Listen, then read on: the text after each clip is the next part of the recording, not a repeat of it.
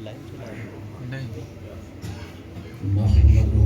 ونصلي ونسلم على رسوله الكريم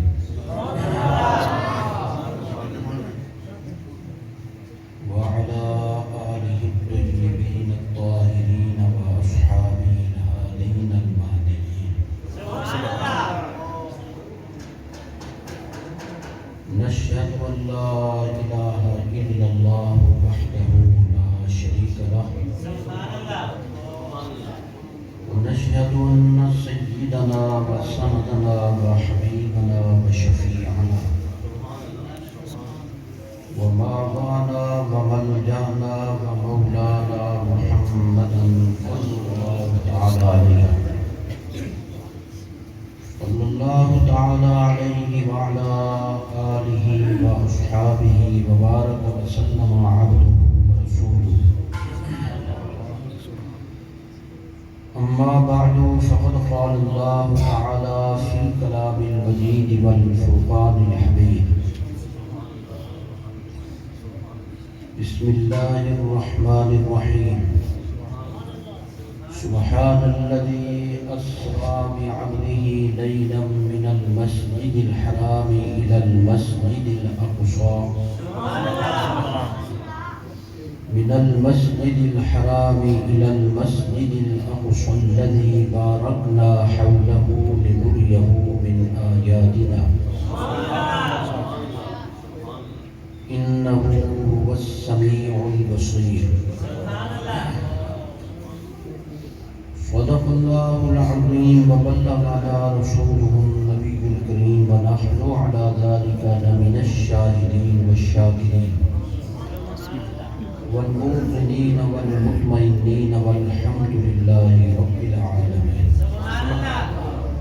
إن الله وملائكته يصلون على النبي يا أيها الذين آمنوا صلوا عليه وسلموا تسليما. اللهم صل وسلم وبارك على حبيبك وآله وصحبه أجمعين عدد خلقك ورضا نفسك وزنة عرشك ومداد كلماتك. الصلاة والسلام عليك يا رسول الله، الصلاة والسلام عليك يا حبيب الله، الصلاة والسلام عليك يا سيد المرسلين وعلى آلك وأصحابك يا رحمة للعالمين.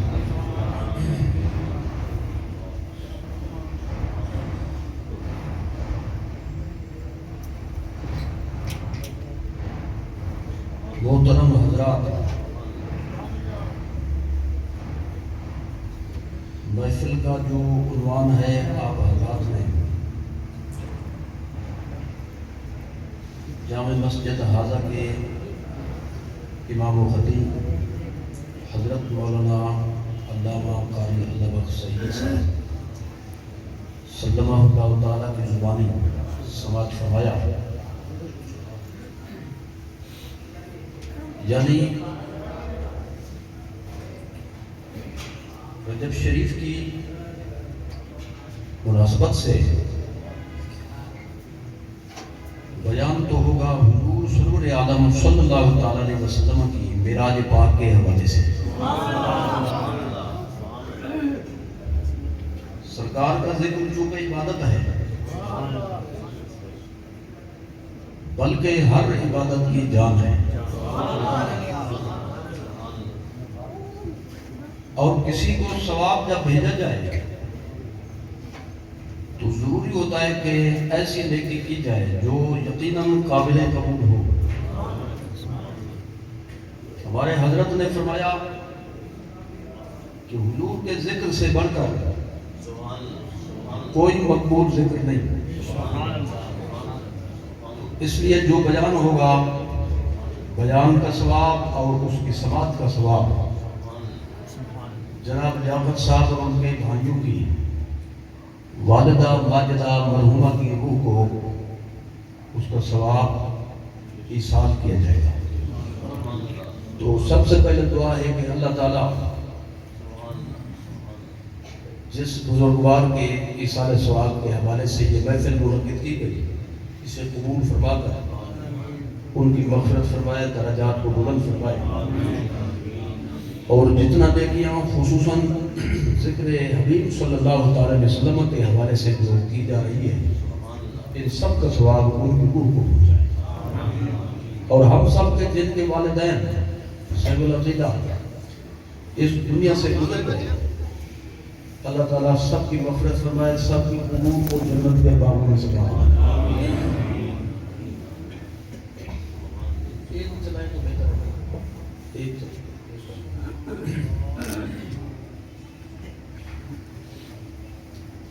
بالکل تھوڑے سے ٹائم میں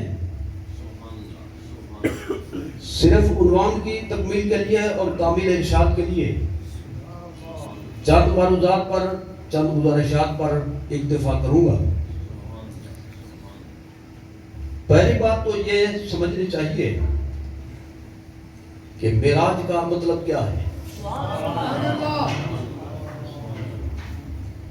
کیونکہ ہم بہت سے کام کر جاتے ہیں، سنتے رہتے ہیں، پڑھتے رہتے ہیں، لیکن بہت سے حضرات کو ان کا معنی مفہوم نہیں آتا۔ اس لیے ضروری ہے کہ جو عنوان ہے سب سے پہلے اس کا تعارف ہو، تاکہ جو حضرات نہیں جانتے وہ سب سے پہلے اس کو سمجھ لیں اور اگلی گفتگو علی وجہ البصیرت سمجھ سکیں۔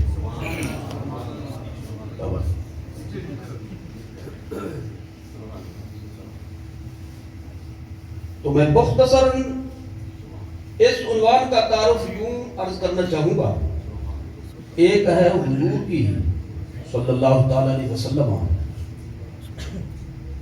بشری حیثیت سے اس جہان میں جلوہ گری اور تشریف آوری۔ اللہ تعالیٰ نے سب سے پہلے حضور کے نور مبارک کو پیدا فرمایا، اور اپنی ہزارہ اور لاکھوں حکمتوں کے پیش نظر اسے مختلف ادوار میں، مختلف حجابات میں رکھا، اور پھر جب حضرت ابو البشر سیدنا آدم علیہ السلام کی تخلیق ہوئی تو ان کی پشت مبارک میں اس نور مبارک کو ودیعت رکھا۔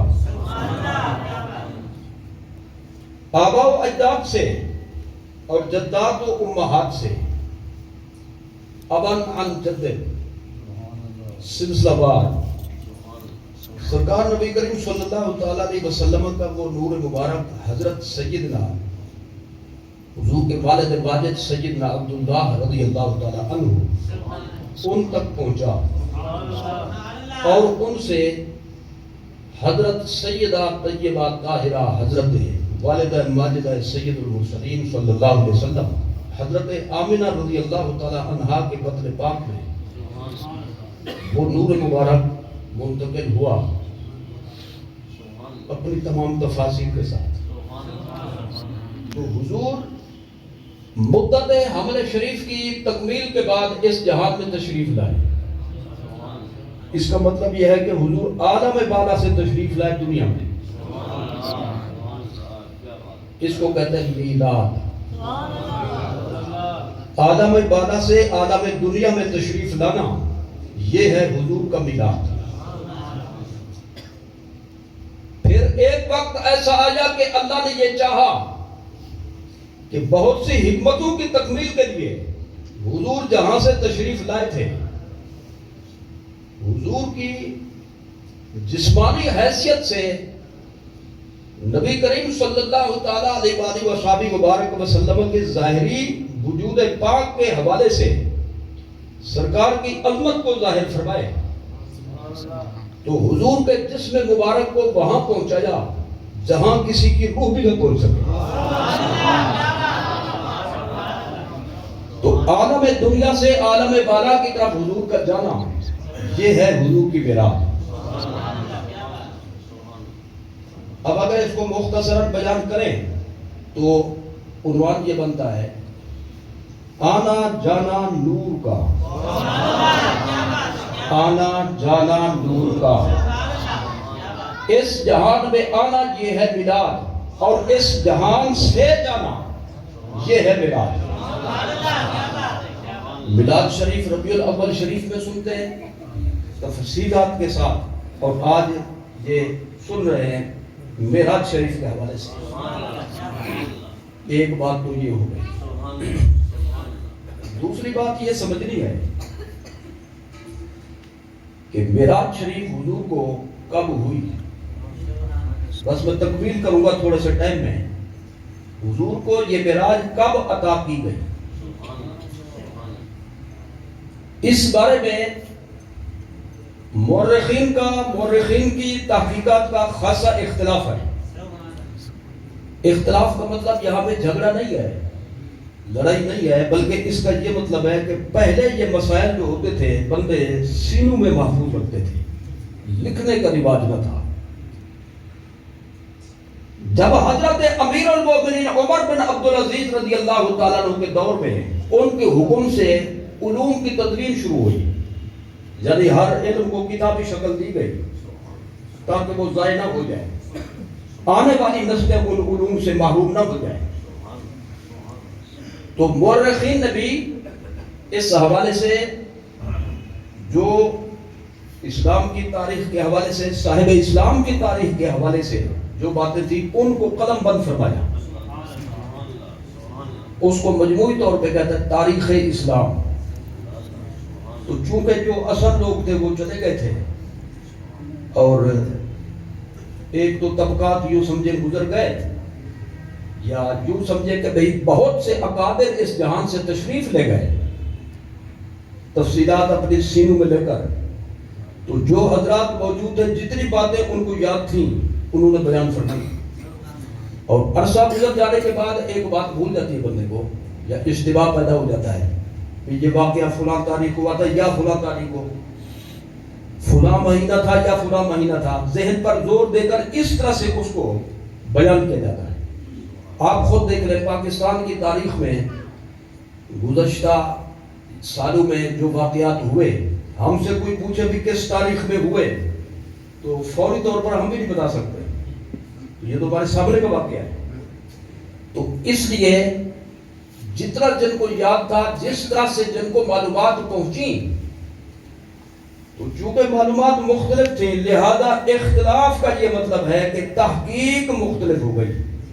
کسی نے کہا یہ واقعہ فلاں مہینے میں، کسی نے کہا فلاں مہینے میں، کسی نے کہا فلاں تاریخ میں، کسی نے کہا فلاں تاریخ میں۔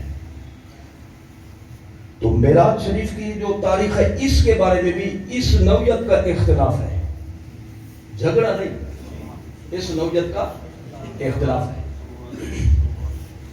اور تو اور رہا قرآن شریف جو سب سے اعلیٰ درجے کی کتاب ہے، متواتر ہے، سب سے زیادہ تواتر کے ساتھ ثابت ہے، اس کی بعض مباحث کے بارے میں بھی خاصا اختلاف ہے، تو اور کیا کریں گے۔ اچھا، اب کچھ لوگ یہ کہہ دیتے ہیں کہ بھئی اختلاف کا مطلب یہ ہوا کہ یہ واقعہ ہوا ہی نہیں، کسی کی پیدائش کے بارے میں اختلاف پڑ جائے بندے کی، بے فلاں تاریخ میں یا فلاں میں، تو کیا مطلب ہے یہ کوئی جن بیٹھا ہوا ہے جی، یہ پیدا ہی نہیں ہوا۔ تو تاریخ کا اختلاف ہو سکتا ہے، یہ تحقیق کا اختلاف ہوتا ہے، در حقیقت رائے کا اختلاف ہوتا ہے۔ تو اب سنیے معراج شریف کے بارے میں میں ایک جامع بات عرض کرنا چاہتا ہوں۔ ایک پکی بات اس حوالے سے یہ ہے جو قطعی طور پر ثابت ہے، جس پہ اختلاف نہیں کیا جا سکتا، کہ حضور سرور عالم صلی اللہ تعالیٰ علیہ وسلم کی یہ معراج پاک ہجرت سے پہلے تھی، ہجرت سے پہلے تھی، یعنی مکی زندگی پاک میں، اس میں کسی کو اختلاف نہیں ہے، سب کا اس پر اتفاق ہے، محدثین ہوں، مفسرین ہوں، اور اس میں مورخین ہوں، اصحاب قلم ہوں، اصحاب تحقیق ہوں، سب کا اس پر اتفاق ہے کہ معراج شریف ہجرت سے پہلے ہوئی۔ اور دوسری بات جس میں کسی کو اختلاف نہیں وہ یہ ہے کہ واقعہ طائف کے بعد ہوئی، واقعہ طائف کے بعد ہوئی۔ واقعہ طائف بڑا ظلم کا واقعہ، بڑا مشہور ہے۔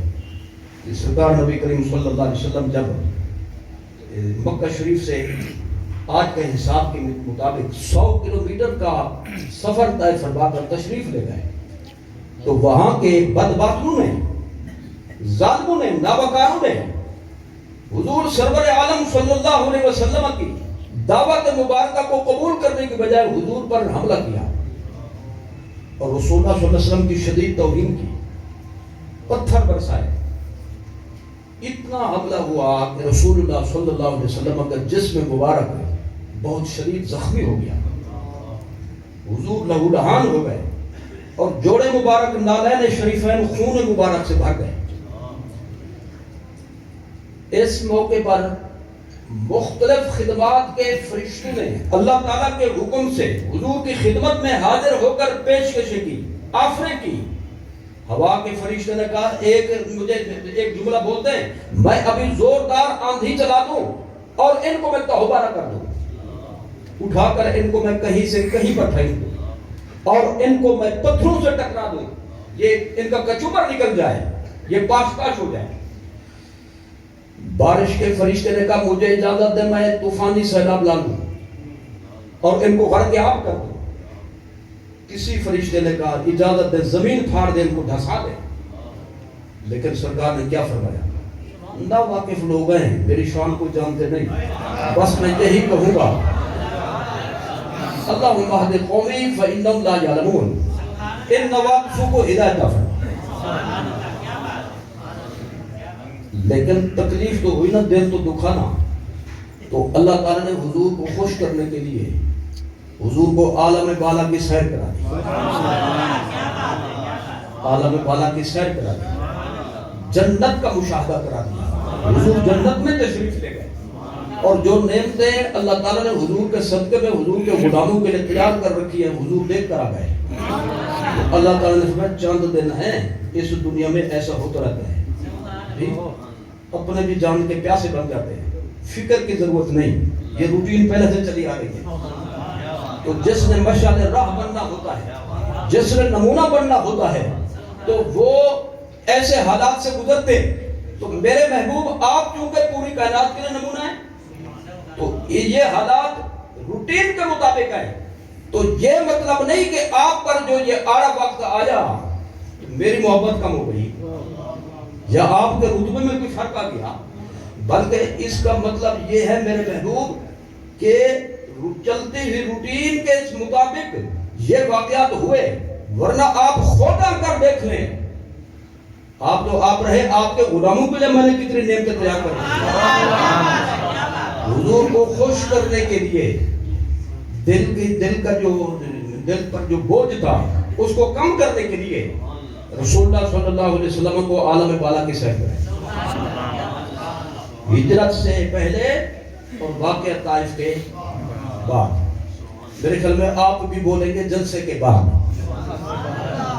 جو چیز جس وقت بولے ساتھ ساتھ بولتے ہیں تاکہ جلدی جلدی فارغ ہو جائے.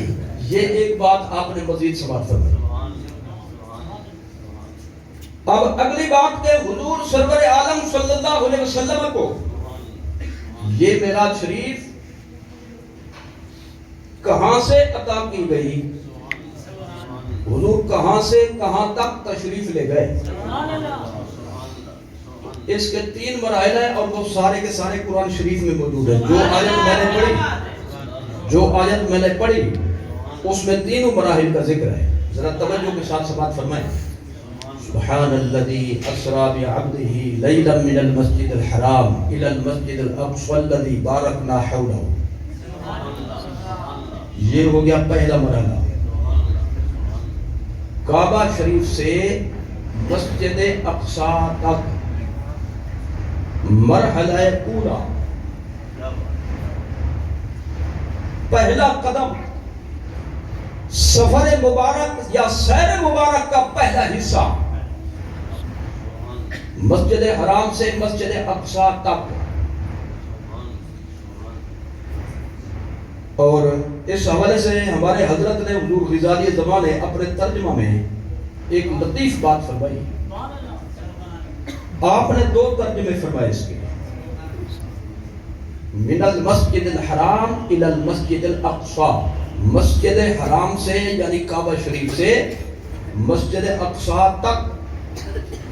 اور دوسرا ترجمہ فرمایا مسجد حرام سے مسجد اقصی کی طرف. تک کا مطلب یہ ہوتا ہے کہ یہاں تک سفر تھا. طرف کا مطلب ہے روکا نہیں، طرف کا مطلب ہے روکا نہیں. تو دونوں مسائل کو آپ نے ترجمے میں حل فرما. زمینی سیر کو دیکھا جائے تو تک کہا جائے گا، اور اگلے مراحل کو شامل کر دیں پھر طرف کہا جائے گا. پہلا مرحلہ کعبہ شریف سے مسجد اقصی تک بیت المقدس تک.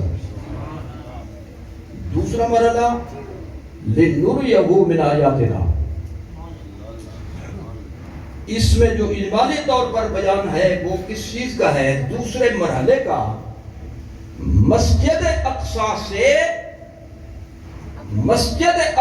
سے مخلوق کی حد تک عالم بالا کی طرف، اور مخلوق کی جو حد ہے اوپر کی طرف وہ ہے عرش عظیم.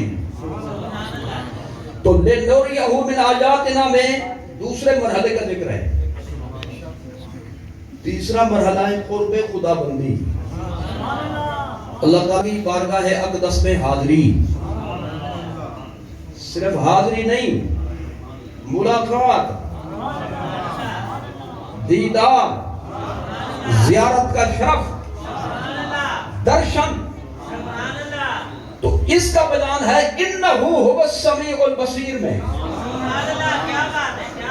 تو معراج شریف کے 3 مرحلے ہیں. دوبارہ سماعت فرمائیے.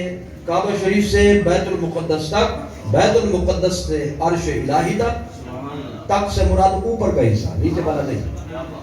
اور تیسرا مرحلہ قرب خدا بندی اللہ تعالیٰ کی بارگاہ میں. پہلے مرحلے کو کہتے ہیں اسرا. سبحان الذی اسرا، اس سے مصدر نکلتا ہے اسرا. پہلے مرحلے کا نام ہے اسرا، اور دوسرے مرحلے کا نام ہے معراج، اور تیسرے مرحلے کا نام ہے اعراج. تو یہ در حقیقت 3 چیزیں اس میں آتی ہیں. ایک جز کو لے کر پورے واقعے کا نام رکھ دیا گیا. جی آپ سے کوئی کہے کہ الحمد شریف مجھے سنائیں، جی الحمد شریف مجھے سنائیں، تو کیا پڑھیں گے آپ؟ جی کیا پڑھیں گے؟ بسم اللہ الرحمن الرحیم الحمدللہ الحمدللہ الحمدللہ، یہ شروع کر دیں گے، پوری سورت پڑھیں گے. تو جب کہتے ہیں کبھی الحمد شریف پڑھیں سنائیں، جی نماز میں اس کا پڑھنا واجب ہے، تو اس کا مطلب یہ نہیں کہ پہلا جملہ واجب ہے، بلکہ مطلب یہ ہے کہ پوری سورت پڑھنا مقصود ہے. حالانکہ اس صورت میں اللہ تعالیٰ کی ذات کا بیان، اس کی صفات کا بیان، قیامت کا بیان، عبادت کا بیان، استعانت کا بیان، مسئلہ ہدایت کا بیان، منعم علیہم کا بیان، مغضوب علیہم کا بیان، گمراہوں کا بیان، کتنے موضوعات آ جاتے ہیں. تو کبھی کبھی کسی چیز کا ایک حصہ لے کر اسی جز کی بنیاد پر اس کا نام تجویز کیا جاتا ہے. اس کو کہتا ہے اسم و شیء بجزئہ، اسم و شیء بجزئہ. آسانی سے میں سمجھانے کے لیے ایصال ثواب کی محفل ہے، چلو اسی کا ایک جملہ مزید عرض کرتا ہوں. آپ کہتے ہیں خل خانی، کیا خل خانی کی محفل، بندہ فوت ہو گیا فلان دن خل خانی ہوگی، اس میں خل خل خل خل پڑھتے ہو یا پوری سورت پڑھتے ہو؟ جی اب کہتے خل شریف ہیں، مراد کیا ہے؟ پوری سورت. کہتے معراج ہیں، اسراء بھی اس میں ہے، اعراج بھی اس میں ہے. صرف ایک مرحلہ مراد نہیں بلکہ سارے مراحل اس میں مراد ہیں. یہ بات بھی ہو گئی. ایک بات مزید اس میں شامل فرمائیں، وہ یہ ہے کہ بھئی یہ معراج شریف خواب میں تھی یا بیداری میں؟ خواب میں تھی یا بیداری میں؟ اہل سنت و جماعت خوش نصیب ہیں اس حوالے سے کہ حضور سرور عالم صلی اللہ تعالی علیہ وسلم کی شان کے کسی پہلو کا مرد و سکتے انکار نہیں کر سکتے. تو لہذا جتنی معراجیں حضور کو ہوئیں، جس حیثیت سے جس کیفیت سے، ہمارا کل بھی ان پر ایمان تھا، آج بھی ایمان ہے اور قیامت تک ایمان ہے. اور یہ سنی ہونے کے لیے یہ بات ضروری ہے جی کہ کہ بندہ اللہ کی عطا کا انکار نہ کرے. اللہ تعالیٰ نے اپنے محبوبوں پر جو اپنے انعامات کی بارش فرمائی، جو مرتبہ جس کو دیا وہ اس کو مانے بغیر کمی بیشی کے مانے. جو کم کر دے وہ اور بنتا ہے، جو بڑھا دے وہ اور بنتا ہے. جو کمی بیشی سے پاک ہو کر اسی منہج پر رہے جس کو مدینے والے نے مقرر کر دیا، اسی کو اہل سنت و جماعت کہتے ہیں. تو اللہ تعالیٰ نے حضور سید عالم صلی اللہ علیہ وسلم کو جتنی معراجی عطا فرمائی، ہمیں ہمارا سب پر ایمان ہے. کچھ لوگ کہتے تھے یہ نیند کی تھی، یہ خواب کی تھی. اچھا پتہ وہ کیا کہنا چاہتے ہیں؟ وہ یہ کہنا چاہتے ہیں کہ بھئی خواب تو بھئی ہم بھی دیکھ لیتے ہیں، یہ کون سی شان کی بات ہے، خام خام محفلیں کرتے ہو، جلسے کرتے ہو. لیکن اتنا نہیں سوچا خواب ہے کس کا.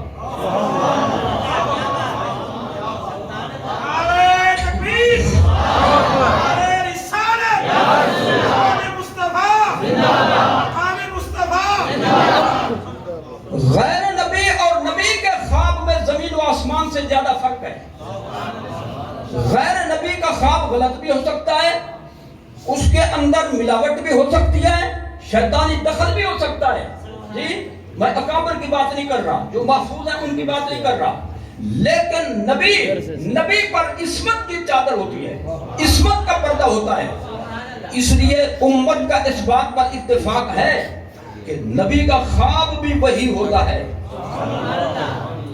نبی کا خواب بھی وہی ہوتا ہے. میں ایک جملہ عرض کرنا چاہتا ہوں جس سے بات مکمل ہو جائے.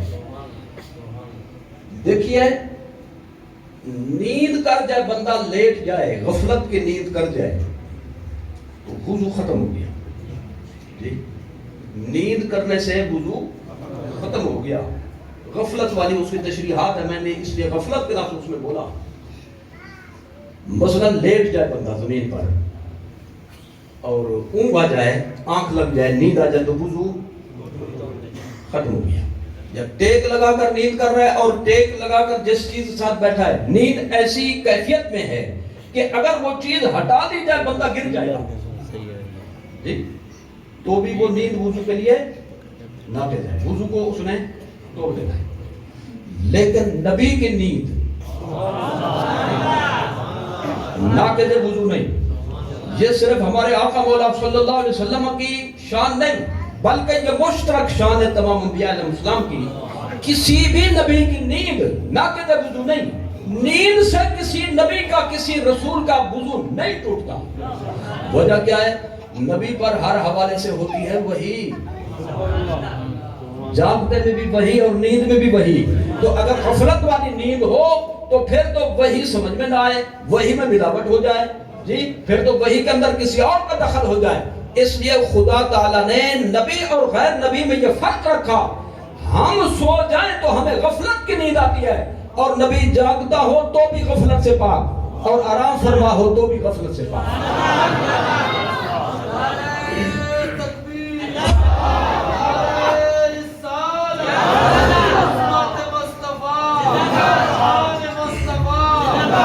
دیکھیے ایک جملہ اس کے ساتھ ملائیں، بات بالکل واضح ہو جائے گی. حضرت سیدنا ابراہیم علیہ السلام نے جو اپنے بیٹے کو لٹا دیا تھا ذبح کرنے کے لیے، جی اور جس کے نتیجے میں ہم قربانی کرتے ہیں، ان کی سنت پر چلتے ہوئے، ان کے نقش قدم پر چلتے ہوئے، حضرت ابراہیم علیہ السلام نے بیٹے کو ذبح کیوں فرمایا؟ خواب دیکھا تھا. جاگتے ہوئے جبریل علیہ السلام تشریف نہیں لائے کہ اللہ فرماتے ہیں بیٹے کو ذبح کرو، ہمیں ان کی قربانی چاہیے. میکائیل علیہ السلام تشریف نہیں لائے. جی اللہ تعالیٰ نے براہ راست جاگتے میں کوئی بات نہیں فرمائی، بلکہ خواب میں ان کو یہ بات دکھائی. تو حضرت ابراہیم علیہ السلام نے اپنے بیٹے کو خواب کی بنیاد میں ذبح کر دیا. اپنی طرف سے تو کر دیا نا، وہ تو اور باتیں ہونا ہی نہیں تھا انہوں نے، کیونکہ ان کی نسل پاک سے ہمارے آقا نے تشریف لانا تھا. وہ تو آزمائش تھی صرف. جی تو اب ذرا توجہ کی ضرورت ہے. خواب کی بنیاد پر کسی کو قتل کر دینا جائز ہے؟ جی آپ خواب دیکھیں میں کسی کو چھری سے ذبح کر رہا ہوں تو کیا یہ حکم ہے کہ جب صبح نیند کھلے تو پہلا کام یہی کرنا ہے؟ جی دروازہ کھٹکھٹاؤ، بندے کو بلاؤ اور بسم اللہ اللہ اکبر کر سکتے ہیں. نہیں کر سکتے، لیکن نبی پر فرض ہے، جو نہیں بولے گا اس پر قرض ہے۔ نبی پر کیوں فرض ہے؟ کہ نبی کا خواب بھی وہی ہے۔ تو بھائی پہلی بات یہ ہے کہ معراج نیند میں ہو تو بھی شان ہے، جاگتے میں ہو تو بھی شان ہے۔ اور ہمارا یہ عقیدہ اہل سنت و جماعت کا، اللہ تعالیٰ نے حضور کو خواب میں بھی معراج کرائی، بیداری میں بھی کرائی، لیکن فکر نہ کرو ساری خواب کی نہیں ہے۔ رجب شریف والی معراج شریف جس کے لیے ہم بیٹھے ہوئے ہیں، یہ بیداری کی ہے، بیداری کی ہے، بیداری کی ہے۔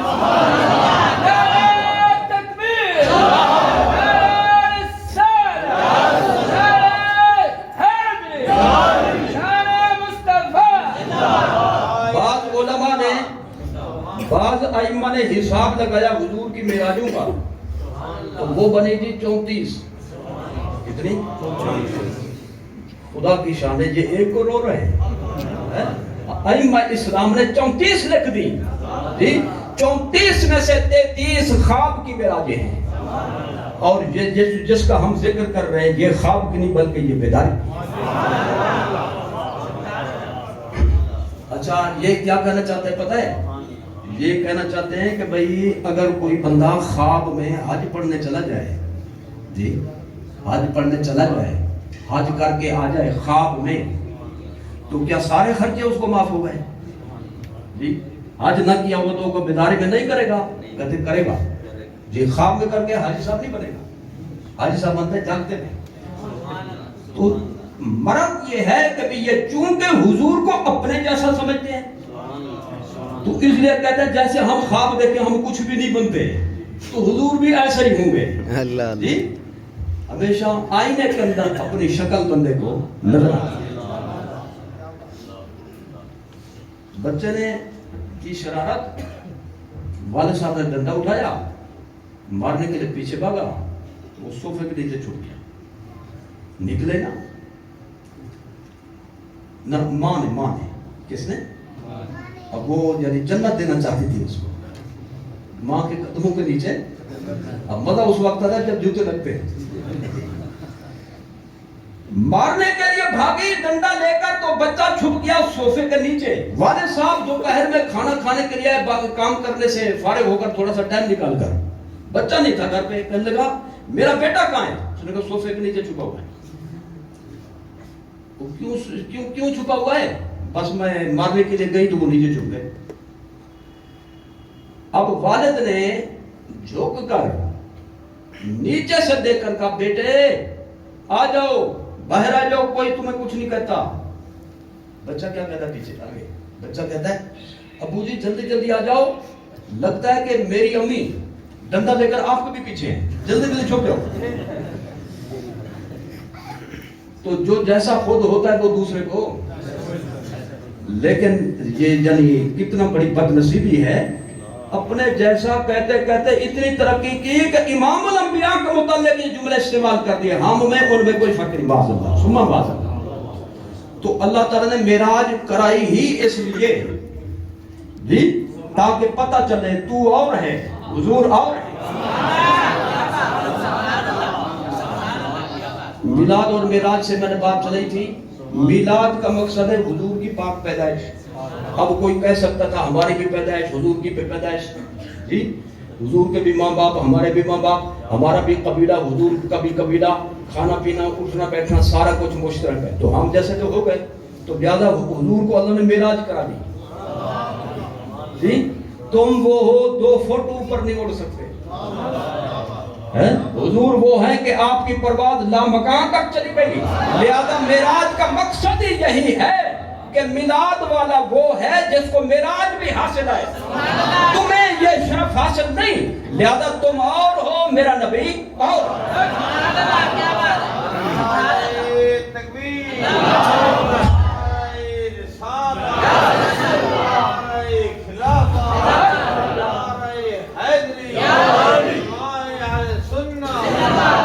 اچھا یہ کہتے ہیں کہ بھی خواب کی ہیں، کوئی بھی جاگتے کی نہیں، کوئی بھی جاگتے کی نہیں۔ ان سے ہم پوچھنا چاہتے ہیں خواب کی چلو مانتے ہو؟ خواب کی مانتے ہو؟ اگر کہ نہیں حقیقت کھل گئی. اور اگر کہتے ہیں ہاں تو آؤ پڑھو ترمذی شریف. وہ حدیث جس کو امام ترمذی نے حسن صحیح کہا، وہ حدیث جس کے متعلق امام ترمذی فرماتے ہیں سال تو محمد ابن اسماعیل البخاری عن هذا الحدیث فقال صحیح. میں نے اپنے استاد امام بخاری سے اس حدیث کے بارے میں پوچھا تو فرمایا بیٹا یہ حدیث صحیح ثابت ہے، یہ ترمذی شریف میں موجود ہے.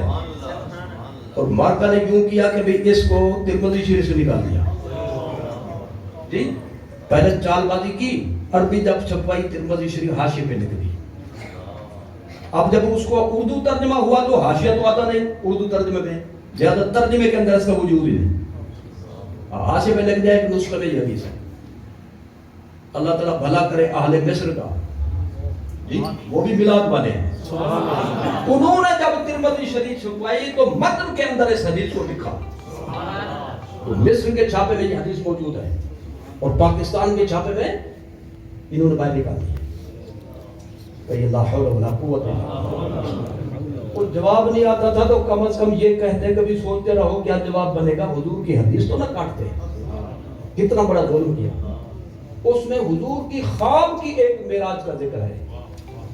میں جھلکی پیش کرنا چاہتا ہوں. چلو خواب کی مانتا تو وہی مان دو. سرکار نبی کریم صلی اللہ تعالی علیہ وسلم ایک مرتبہ صبح کی نماز کے ٹائم بالکل تاخیر سے تشریف. اتنی تاخیر کہ کدنا ان نترا الشمس. صحابہ کرام فرماتے قریب تھا کہ سورج نکل آتا. سرکار نے جلدی جلدی نماز پڑھی.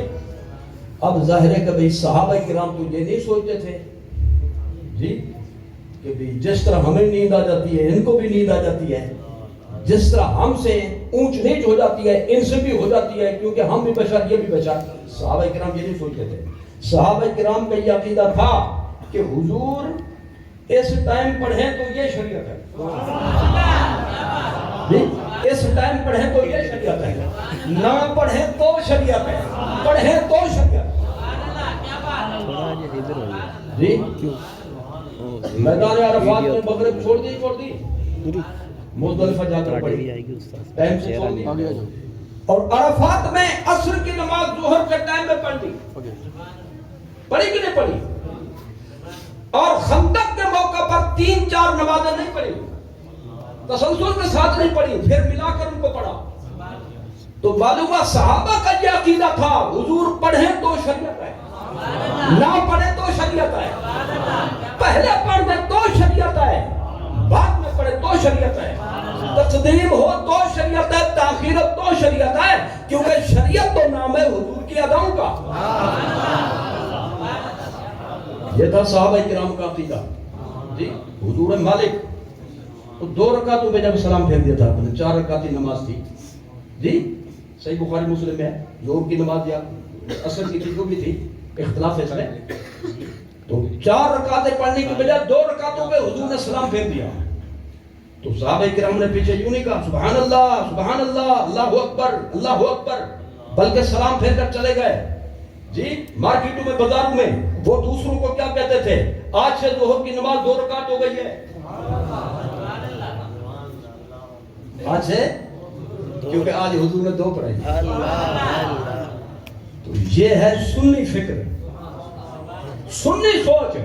جی اب میں یہ کہنا چاہتا ہوں انہوں نے ہم سے نہیں سیکھا، ہم نے ان سے سیکھا ہے. صحابہ کرام کی جو سوچ تھی وہ وراثت میں جس جماعت کو ملی ہے وہ وہی ہے جو میلاد بھی مناتی ہے، نبی کا معراج بھی مناتی ہے. مالک جب کرے تو یہ نہیں پوچھا جاتا کہ بھئی کیوں کیا ہے، بلکہ ماننا پڑتا ہے یہ کیا تو بھی ٹھیک، یہ کیا ہے تو بھی ٹھیک. اللہ کسی کو مار دے تو بھی ٹھیک، پیدا کر دے تو بھی ٹھیک، بیمار کر دے تو بھی ٹھیک، جی صحت مند کر دے تو بھی ٹھیک. مالک جو ہوا لا یسأل عما یفعل وهم یسألون. اللہ سے نہیں پوچھا کیا جائے گا کیوں کیا ہے، ہم سے پوچھا جائے گا. جی ہم وضو کے اندر زیادہ پانی حد سے زیادہ استعمال کر لیں اسراف میں شامل ہو جائے گا. کیا ہوگا؟ تو سیلاب میں کتنا پانی ضائع ہوتا ہے؟ بارش میں کتنا ضائع ہوتا ہے؟ تو یہ ہم نے نہیں کیا، وہ مالک نے کیا، اس سے نہیں پوچھا جائے گا، کیونکہ مالک جو کرے جیسے کرے۔ حضرت مولانا محمد یار صاحب فریدی بڑی اختیار خان والے تشریف لے گئے تھے کچھ شریف میں، حضرت سید جلال الدین سرخ پوش بخاری رحمۃ اللہ تعالی علیہ جو سادات بخاریہ کے بورے سے اعلیٰ ہیں، پورے بر صغیر میں جو بخاری سادات ہیں ان کا نسب یہاں سے جا کر اوپر جائے گا، آپ مرکز ہے حضرت سید جلال الدین اوجی بخاری۔ اچھا جب وہاں تشریف لے گئے تو مغرب کا ٹائم ہو گیا، خلیفے بھی ساتھ تھے، مریدین بھی ساتھ تھے، تو انہوں نے پوچھا کہ حضور نماز مغرب کی کون پڑھے گا؟ سجادہ نشین صاحب بیٹھے تھے، داڑھی بھی صاف جی، نماز بھی صاف، لیکن نماز ان کو پوری نہیں آتی تھی، لیکن تھے سادات کرام سے، ان کی اولاد میں سے۔ تو مولانا محمد یار صاحب نے فرمایا یہ حضرت جو بیٹھے یہ پڑھیں گے نا، مقصد یہ تھا میں تو کہہ دوں ان کا فرض بنتا ہے مجھے کہیں، لیکن وہ بات کو سمجھ نہ سکے، سجادہ نشین صاحب مصلی پہ چڑھ گئے، مغرب کی نماز پڑھائی جی، الحمد بھی آہستہ آواز سے اور سورت بھی آہستہ آواز سے، بالکل سری نماز کی شکل پہ مغرب پڑھا دی۔ مغرب پہ بلند آواز سے قرات کی جاتی ہے نا، تو انہوں نے بلند آواز سے قرات نہیں کی۔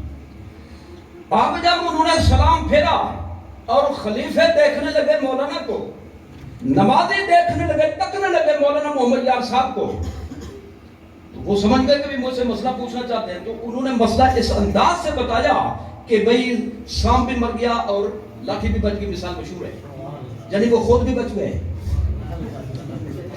تو مسئلہ جو بیان کرنا تھا وہ بھی انہوں نے بیان کر، انہوں نے کہا یہ مجھ سے پوچھنا چاہتے ہو نا، مجھے اس لیے دیکھ رہے ہو بھی جہری نماز کو سری کیوں پڑھا، بلند آواز سے قرات کیوں نہیں کی؟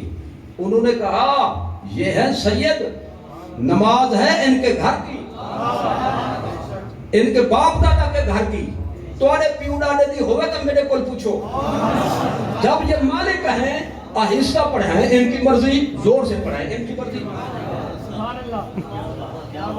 اس کا مطلب نہیں شاہ صاحب صبح سے آپ آہستہ شروع کرتے ہیں، یہ مطلب نہیں ہے، یعنی انہوں نے یہ مسئلہ بتایا اندر طریقے سے، مطلب یہ تھا کہ سجادہ نشین ہو، حضور کی آل میں سے ہو، سب کچھ آپ کے گھر سے آیا، اتنا بھی پتہ نہیں نماز کیسے پڑھا، لیکن اس سے یہ اشارہ ملا جو مالک ہوتا ہے اس سے نہیں پوچھا جاتا، حضور 4 کو 2 پڑھائیں نہیں پوچھا جائے گا جی، ساری کی ساری چھوڑ دیں نہیں پوچھا جائے گا، پہلے پڑھ لیں نہیں پوچھا جائے گا، بعد میں پڑھیں نہیں پوچھا جائے گا، کیونکہ شریعت تو حضور کی اداؤں کا نام ہے صلی اللہ تعالیٰ علیہ وآلہ وسلم وسلم۔ تو حضور سرور عالم صلی اللہ تعالیٰ علیہ وآلہ وسلم وسلم کی جو معراج شریف ہے جی، کیا بیان ہو رہا تھا جی؟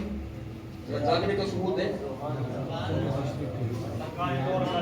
وہی ترمذی شریف کی حدیث بھی، خواب کی معراج، بولو خواب میں تو نہیں چلے گئے، تو جاگ رہے تو پھر بولیں خواب کی معراج، کہتے ہیں یہ خواب کی تھی، میں کہتا ہوں خواب کی مانتے ہو تو دیکھو ایک جھلکی، حضور نے نماز پڑھائی بڑی دیر سے، اتنا دیر سے کہ قریب تھا کہ سورج نکل آتا، حضور نے جلدی سے نماز پڑھائی، اس کے بعد آپ کھڑے ہو گئے جی مسجد نبوی شریف میں، صحابہ کرام سے فرمایا کہ جہاں جہاں بیٹھے اٹھے کوئی نہ، آؤ میں تمہیں وجہ بتاؤں میں دیر سے کیوں ہے۔ تو جو واقعہ بیان فرمایا تو حضور نے فرمایا میں خود دیر سے نہیں آیا، جس کی نماز پڑھی جاتی ہے اس نے مجھے آنے نہیں دیا، اس نے مجھے اب آنے دیا، تو جس وقت اجازت دی میں آ گیا۔ تو فرمایا میں نے دیکھا خواب، اللہ تعالیٰ جلوہ گر ہے، مجھے ہوئی زیارت، تو حضور فرماتے ہیں مجھے اللہ تعالیٰ نے فرمایا وہ دیکھو عرش کے نیچے، اور باتیں بھی ہوئی، میں ایک اس کی جھلکی پیش کر رہا ہوں، وہ دیکھو عرش کے نیچے، حضور نے عرض کی میں نے دیکھا، اللہ نے فرمایا کہ وہ فرشتے جو عرش کے نیچے ہیں وہ کسی مسئلے پر بحث کر رہے ہیں، بتاؤ کون سا مسئلہ ہے؟ اللہ بکل شیء علیم ہو کر پوچھ رہا ہے جی، تاکہ حضور کے پوچھنے پر کوئی بھی اعتراض نہ کر سکے. حضور کی شان کو یہ تحفظ فراہم کرنے کا بھی ایک طریقہ ہے کہ اگر پوچھنے سے لا علمی ثابت ہوتے ہیں تو یہ تو میں بھی پوچھتا ہوں جی، تو مجھ پہ بھی لگاؤ فتوے. تو حضور فرماتے ہیں کہ میں نے ادب کے طریقے کو اپناتے ہوئے میں نے کہا تو بہتر جانتا ہے، تو بہتر جانتا ہے. اور اللہ یہی چاہتا تھا حضور یہ جواب دے، میرے سپرد کریں اس کو جی. جب سب کچھ تیرا ہے، میرے پاس جو ہے وہ بھی تیرا ہے جی، تیری عطا کا نتیجہ ہے، تو میں تیرے سامنے اپنی علمیت ظاہر کروں، یہ ادب کے منافی ہے. تو عرض کی کہ تو بہتر جانتا ہے. کئی بار پوچھا تو حضور نے یہی فرمایا تو بہتر جانتا ہے. حضور فرماتے ہیں اب اللہ نے مجھے دیا انعام، ادب کے مظاہرے کے نتیجے میں مجھے دیا انعام. میرے دو کندھوں کے درمیان ید قدرت رکھا. معنی اس کا کیا بنتا ہے؟ یہ متشابہات میں سے ہے. یہی کہیں گے جو تھا ہمارا ایمان ہے، ترجمہ نہیں کر سکتے. ترجمہ کریں بھی صحیح تو وہ اللہ کی رسول کی مراد نہیں کہہ سکتے. ید قدرت میرے دو کندھوں کے درمیان رکھا، اس کی ٹھنڈ میرے سینے میں پہنچی، یعنی مزہ آ گیا. کیا آیا؟ مزہ آ گیا، مجھے لطف آیا جی. یعنی بعض اوقات یہ ہوتا ہے بھی بندہ کوئی چیز ایسی استعمال کرے نا، ایسا مزہ آتا ہے جیسے اس میں ریاستی بولنے والے سرائکی زبان والے کہتے ہیں کنڈیرا چڑھان پہ گئے، کھیل پن سرائکی بولا، یعنی میں آنکھیں ٹھیک ہے جی، رونگٹے کھڑے ہو گئے. کیا؟ اسیس آمد پہ گئے، لذت محسوس ہوئی، مجھے بڑا مزہ آیا، میرے سینے میں ٹھنڈ پیدا ہو گئی. تو اس کا نتیجہ یہ ہوا فاتح جلالی کل شیئن وعرفتو، کائنات کی ایک ایک چیز مجھ پر منکشف ہو گئی، ابتدائے آفرینش سے لے کر انتہائے دنیا تک، انتہائے جہان تک. کائنات کی ہر چیز میرے سامنے ظاہر ہو گئی، واضح ہو گئی. اتنا واضح ہو گئی کہ علم تو نہیں، میں نے جان لیا. جاننا ہوتا ہے اجمالی جی، بلکہ عرف تو میں نے پہچان لیا، اور پہچان ہوتی ہے تفصیلی جی. میں دیکھ رہا ہوں میرے بہت سے دوست یہاں پہ تشریف فرمائے نئے، میں جان رہا ہوں جی. بہت سے ایسے ہوں گے کہ جو پہلی دفعہ انہوں نے مجھے دیکھا ہو، وہ جان رہے ہیں لیکن تعارف نہیں ہے. تعارف تب ہوگا جب نام معلوم ہوگا، ولدیت معلوم ہوگی، قومیت معلوم ہوگی، پیشہ معلوم ہوگا، گھر کہاں ہے، وطن کون سا، یہ معلوم ہوگا. تو حضور نے یہ نہیں فرمایا ہر چیز کو میں نے جان لیا، بلکہ فرمایا ہر چیز کو میں نے پہچان لیا. تو جب حضور نے ہر چیز کو جان پہچان لیا تو ہر چیز کا علم نہ ہو گیا جی. تو علم ما کان وما یکون نہ ہو گیا. جو ہو چکا حضور وہ بھی جانتے ہیں، جو ہو رہا ہے وہ بھی جانتے ہیں، جو ہوگا وہ بھی جانتے ہیں، جو ادھر کا ہے وہ بھی جانتے ہیں، جو ادھر کا ہے وہ بھی جانتے ہیں. اب کر بات خواب کی معراج کی.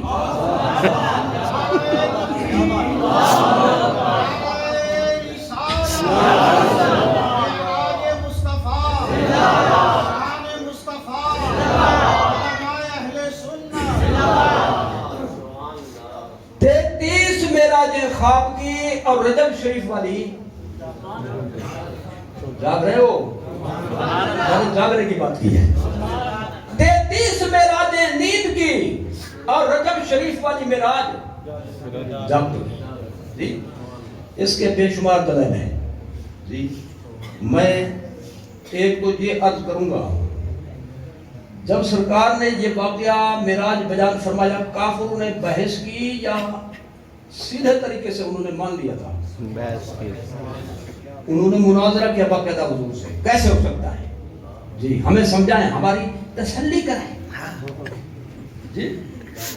حضور نے تسلی کرائی، ایک ایک سوال کا آپ نے جواب دیا.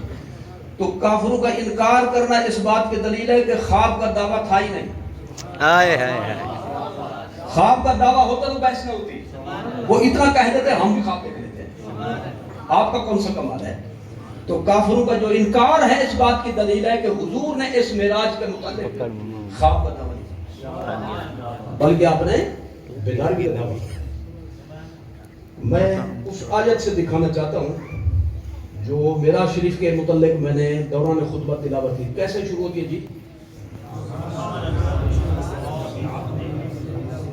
جو پڑھ رہے ہیں تو پڑھ رہے ہیں، جو نہیں پڑھ رہے ان کی خاموشی بھی سبحان اللہ۔ اب پڑھو سبحان اللہ اسرا بعبدہ۔ اللہ تعالیٰ نے ایک واقعہ بعد میں بیان کیا، سبحان اللہ پہلے کہا جی۔ یہ سبحان کا لفظ پہلے کیوں ہے؟ سبحان کا مطلب کیا ہوتا ہے، ذرا اس کو سمجھنے کی کوشش فرمائیں۔ سبحان اللہ و بحمدہ، سبحان اللہ العظیم، ایک وظیفہ ہے حدیث شریف کا جی، یعنی جس کو قدسیوں کا وظیفہ کہا جاتا ہے۔ ملائکہ اعلیٰ جو ملائکہ ہیں ان کا وظیفہ وہ کیا پڑھتے ہیں؟ سبحان اللہ و بحمدہ سبحان اللہ العظیم، بخاری شریف کی آخری حدیث جی۔ حدیث میزان یا میزانیہ یا میزانی جو بھی اس کا نام لیتے دے دیں، سبحان اللہ و بحمدہ۔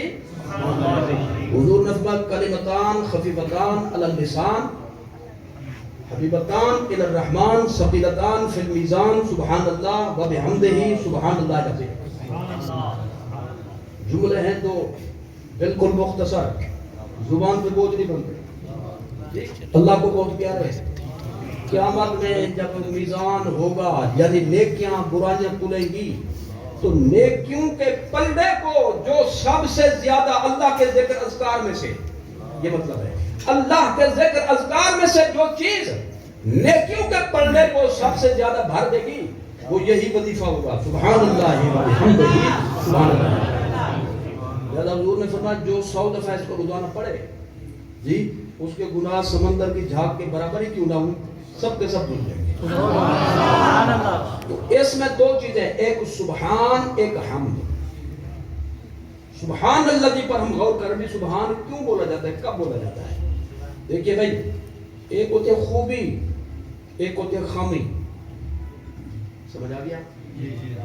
ایک ہوتی ہے خوبی، ایک ہوتی ہے خامی، ایک ہوتا ہے حسن، ایک ہوتا ہے قبو، ایک ہوتی ہے خوبصورتی آسان لفظوں میں، ایک ہوتی ہے بدصورتی، ایک ہوتا ہے عیب، ایک ہوتا ہے کمال۔ وہ کمال حسن حضور ہے جی، اعلیٰ حضرت نے اسی کو بیان فرمایا کہ گمان نقص جہاں ہے۔ تو ایک ہوتا ہے عیب، ایک ہوتا ہے کمال۔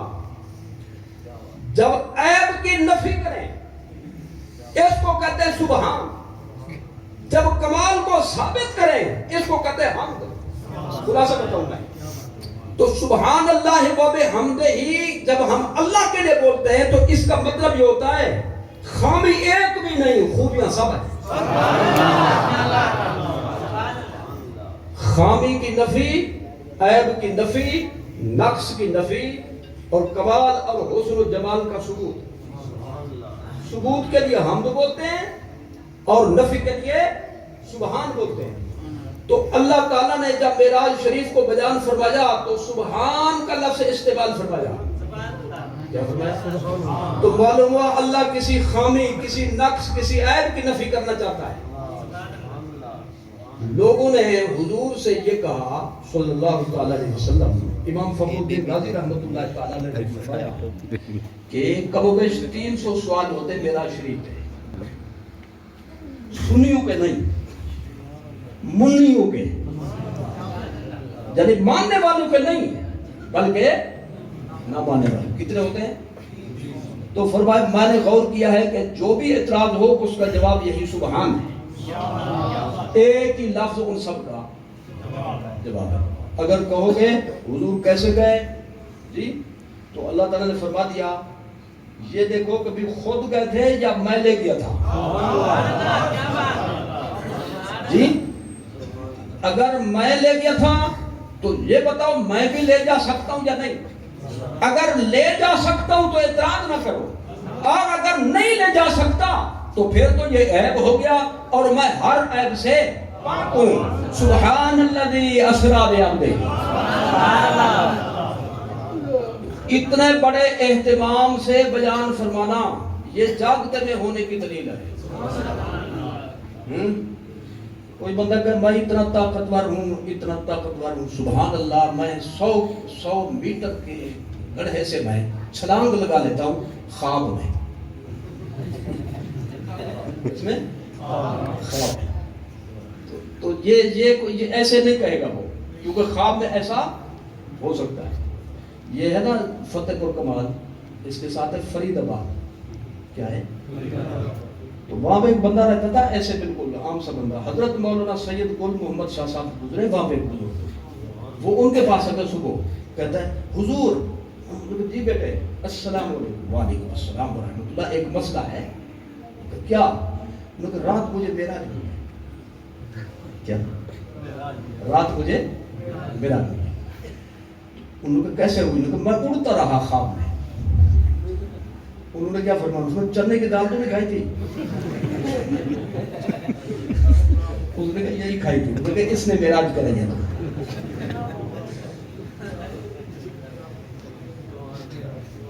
سمجھ گیا کہ اب بولو کیا بات ہو رہی تھی؟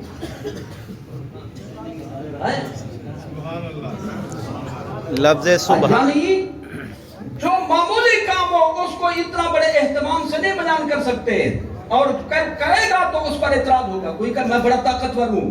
جی میری طاقت کا کوئی اندازہ نہیں. میں 1 کلو تو اپنے ہاتھ سے اٹھا لیتا ہوں. سبحان اللہ. وہ 10 من کی بات کرو جی, 5 من کے کٹے کی بات کرو, ہاتھی کی بات کرو. اتنا طاقتور ہے, بات 1 کلو کی کر رہا ہے. تو طاقتور جب اہتمام سے بیان کرے تو اس کا مطلب وہ بڑی بات بیان کر رہا ہے.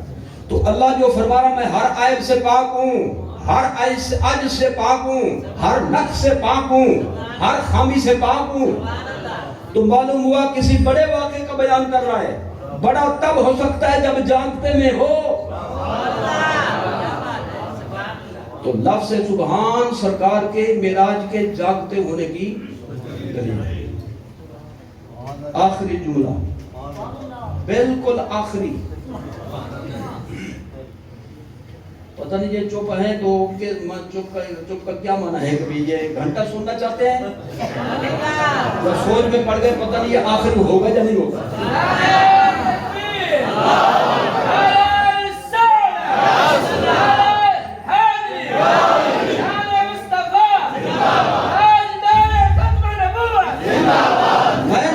میں نے بات جہاں سے شروع کی تھی اسی پر میں خلانا چاہتا ہوں.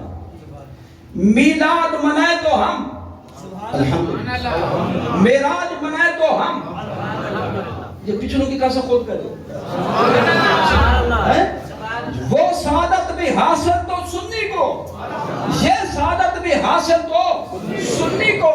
میلاد اس لیے مناتے ہیں تاکہ حضور کی انگلی کے اشارے سے چاند کے 2 ٹکڑے ہوتا دیکھ کر حضور کو کوئی خدا نہ کہہ دے. مولا علی کی نماز عصر کے لیے ڈوبے ہوئے سورج کو واپس پلٹتا ہوا حضور کے اشارے سے دیکھ کر حضور کی الوہیت کا کوئی قول نہ کر لے. میلاد اس لیے مناتے ہیں. اور پھر اس کے بعد معراج اس لیے مناتے ہیں کہ پیدائش کے نقطے پر کوئی حضور کو اپنے جیسا نہ کہہ سکے. تو معنی یہ ہوا پیدا ضرور ہوئے لیکن ایسی بے مثل ہستی اور ذات کہ حضور جیسا کسی ماں نے جنم لیا نہ کوئی جن سکتا.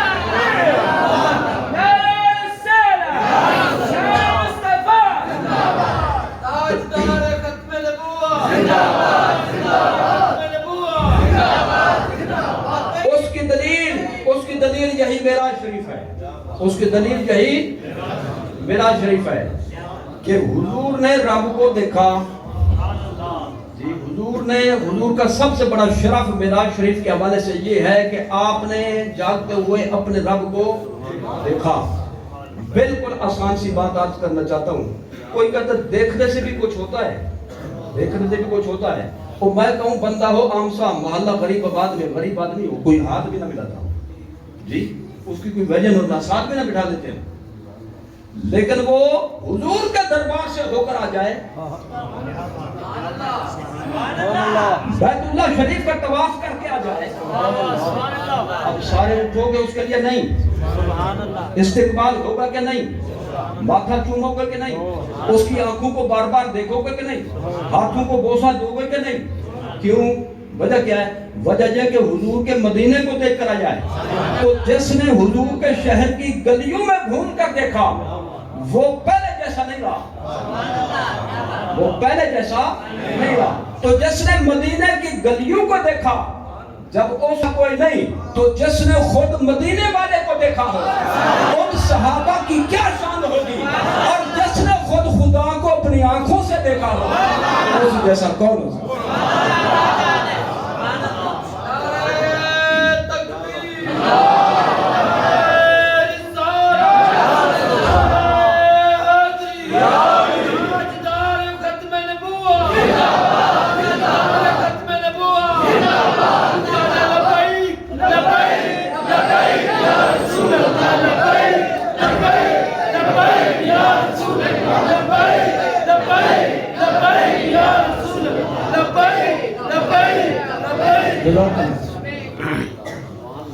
اگلے ایک دو جملے میں نے بولنے بھی تھے تو انہوں نے میری طرف سے تقریر کر دی.